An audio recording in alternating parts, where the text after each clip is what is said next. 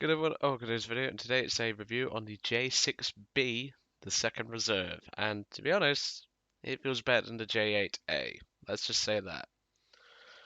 So obviously I mentioned in the J6B battle that, sorry my phone's going off, there we go, just put on silent, hashtag iPhone for the win. And I mentioned at the start that there was a reason for the death that occurred in this aircraft, and it was a pretty bad technical issue that happened on Gaijin's end. So I essentially took off, and my plane teleported out of the map. The airspeed indicator was going crazy. The temperatures on the aircraft were going crazy, and yeah, it completely crashed my game. So I had to completely restart the game and everything, and that counted as a death, which pissed me right off because obviously I wanted to get a first impressions of this aircraft and I couldn't even get 2 feet off the ground without doing it. But it was the second battle, which was again a one and done, so that's always nice. And I actually ended up having a lot more fun in the J6B Jagd Falcon, I think its name was. Jagd Falcon 2, which I don't know Swedish, so don't ask me. But it's a nice plane. It is a really nice plane. Now, from what I have learned is that the machine guns, you may notice they have two separate designations. There is a reason for that, from what I've been able to find. So I think it's well, in fact, let's go into the X-ray so I can confirm it. It's the H that's fed from the right, and the V stands for being fed from the left, as in belt fed to like the ammunition. That's what I've been able to find. If anyone can correct me on that, if that's true, the designation. I've seen it on multiple War Thunder comments, so if that is true, like for the different 8mm machine guns, please let me know. Now, obviously, with it having a two-bladed wooden prop, I wasn't expecting it to climb all that well, but it actually does climb decently. It's not going to win a race against most other biplanes, but it's going to hold its own. And obviously, with the engine basically being exposed, it can be vulnerable to damage. And obviously, the engine doesn't have that much power. It's sufficient, but it's not going to get you anywhere near a Chica, shall we say. So obviously, with it being a starter biplane, you're not going to get that much armament, and you don't. You only get two 8mm machine guns. However, these were perfectly adequate. Same with the J8A. The Swedish 8mm are really good, but the 13.2 is even better. Let's just say that, and you'll see when obviously we get around to them. So with the J6B obviously being a starter aircraft, it felt similar to a Fury at first. Like, it took off and sounded very similar to a Fury. And I was thinking at the time, oh boy, it's Fury Syndrome 2.0. No, actually.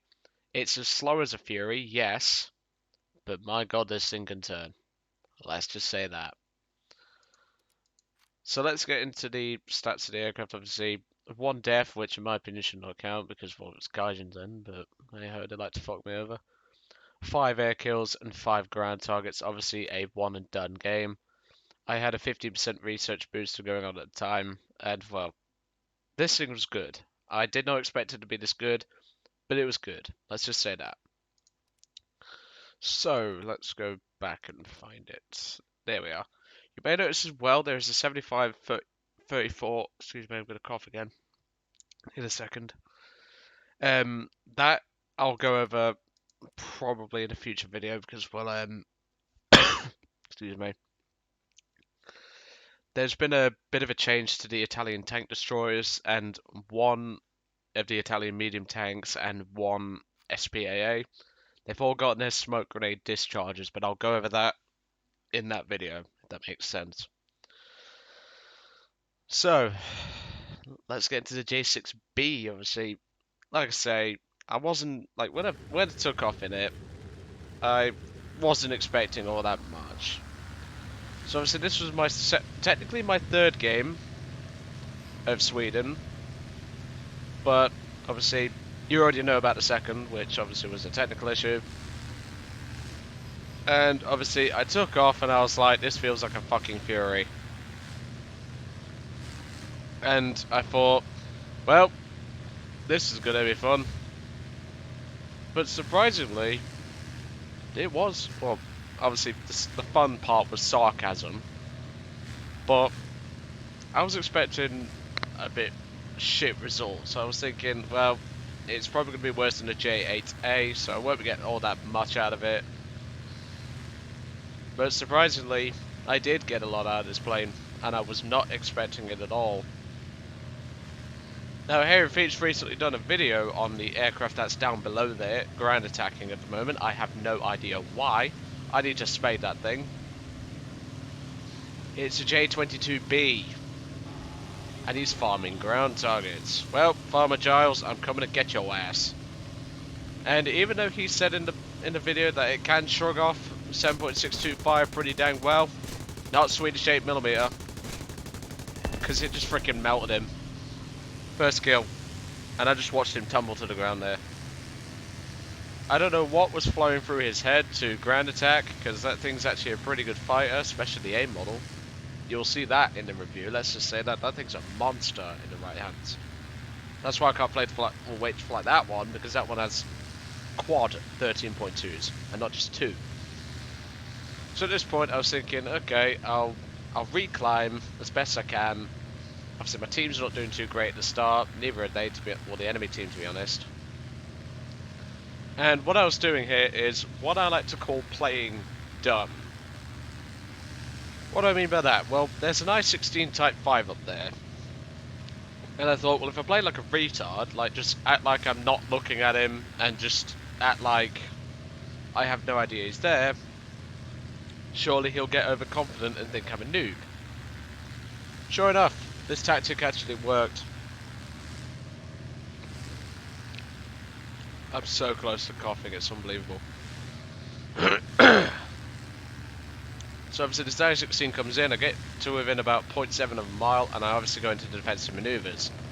And this thing's really agile. I have to give it that, it is really agile. I don't think it's on par with an I-15, but it's bloody maneuverable. You can see it's just running rings around this eye-shack. And I'm easily able to just drop in behind him and start tearing him up with the 8mm. Which again, they're good guns. This thing's got good guns on it. I'm not going to knock the Swedish edition, obviously. I know someone will probably be floating around this video like a hawk, because obviously I'm reviewing Sweden. But yeah, it's got good. The Swedish territory is actually rather fun. I have to say that. Second kill on that eye-check, hard snipe. I didn't give him a dose of beer, unfortunately. I should have been drinking beer if I was flying these aircraft, to be honest, but I didn't think about that at the time, and even then, the beer in the garage, I don't drink it, because, well, it's mostly spirits and stuff like that. So at this point, I spot this B-17, and, well, he's dry of ammunition, and he's also dry of bomb load. Let me tell you, those B-17s, they should be feared in the right hands. I'll tell you that right now, but not in this guy's hands. It's also quite a tough bird, but not against this guy's flying. Obviously he opens up with his turret, but it was too late by then. Third kill. And I believe it's a few moments in chat where, excuse me. I believe it's Tiger Mason. Yeah, Tiger Mason. I remember this guy now. And he was basically calling me a god of biplanes, which is, well, first of all, thank you, buddy. But I'm no god of biplanes. I'm good at biplanes, but I ain't no god. I can assure you that. So at this point, I was just watching this D500, and I was there like, mate, you're not going to win a dogfight against an I-15. There's just no way in hell. However, this I-15, he has the brain cells of an average doorknob, which isn't many, as you can imagine, because it's a doorknob. It's not even it's an inanimate object. So I'm moving in here, and I'm thinking, well, if you can at least bring the I-15 towards me, that might make my job a little easier. The I-15 should have seen me when he turned then, but he didn't. So once again, this is going to be an easy frag. Now, looking at the Yacht Falcon's history, I believe this thing did engage a couple of I-15s. At least I think so. And for the most part, they did pretty well against them, 4th kill. And, well, looking at the plane's history, I mean, it served decently well. It soon became a trader aircraft from what I've seen.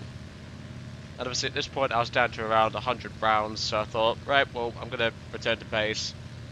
I'll start making my way back and start obviously going back for a repair, rearm and refuel.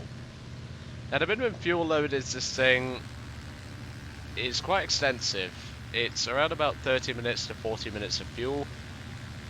You're going to have to watch that, but remember it's got a central line fuel tank, so you ain't got no weight in the wings, thankfully. So I put in game, well, in the chat, first proper game of this thing and I'm impressed. First flight my game crashed. And the guy puts in chat, dude, are you an ace of biplanes? And he starts calling me stuff like the Red Baron and stuff like that. I ain't no Red Baron, buddy, trust me. And to be honest, as I said in chat, the Swedish 8mm, they really do pack a punch. And, well, it's a nice plane. This is a good start to the tech tree. Now I have been using the Pyramidski to obviously grind out the tech tree a little bit. So I will obviously try and work out as many Spade reviews as I can, but obviously I want to get all of rank 4 unlocked using the Pyramidski, or how the fuck you say it, and then yeah, we'll go from there. So I scored a good hit on that B-10B, and well, a teammate behind me in the Martin 139 is actually going to kill him via pilot snipe, and well, I get the assist on it. So I say in chat at this point, since we're quite a few tickets behind, we need to start killing off some ground targets or we will lose. What I didn't know at the time was that there was a guy in the J6B, which I thought at first he was in the J8A, and I underestimated that fact. He was in a J6B just like me, so I didn't know that. I thought he was in a J8A at the time. But obviously I need to start popping some ground targets, otherwise we're going to lose. So I say in chat, I'll go for ground targets, D500, watch my back. And, well, he is going to watch my back, but unfortunately the D500 is going to lose the fight before I can get in close and help him after ground pounding a little bit. So obviously I'm moving in and starting going for these ground targets. Now, for some reason, because of the distance, obviously the penetration was not happening on the ground target, but eventually you can get a good shot in and that will kill the ground target. But it felt like the guns were sparking against the ground targets, which I don't know if that's just me, but it felt like it. There's kill number 3 and number 4. And this is obviously where I go to engage the J6B, but unfortunately he downs the D500 before I can get close. Now what I'm going to do in this J6B is not advised. Let's just say that. Obviously I'm the last remaining fighter. And, well, here comes that J6B, and I'm thinking, well, he's got the speed advantage, most likely. He's got the slight altitude advantage. He has the high ground. So I thought if I do my classic evasion tactic, which, again, works.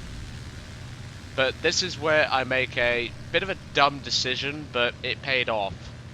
I go vertical, we both start firing, but I come out better. And there's my ace in my first game of this thing. I was well impressed with this aircraft. However, this aircraft has taken a lot of damage, and that's my final ground target kill for the game. But I'll just go into default view and I'll show you the damage of the aircraft. The pilot might as well be dead, the engine's really struggling, and both wings are pretty shot up, but it kept going. It honestly didn't give a shit. So what do I think of the J6B? Well, personally, I think this is actually the better reserve aircraft, judging by the handling of the J8A. But, yeah, this is a great bird. I really do have to say that. It's a great bird. So, next review is the, I think it's the B-17... Is it the A or the B? I can't remember. Or it might be the B-3C. I can't remember. But, Yeah, this is probably the better reserve aircraft in my opinion. It just feels better to fly. It feels more maneuverable, and well, even though it's only got 2 guns, packs a mean punch. Anyway, I'm gonna let you guys off. I hope you enjoyed today's video on the J6B, and I will catch you all on the next one.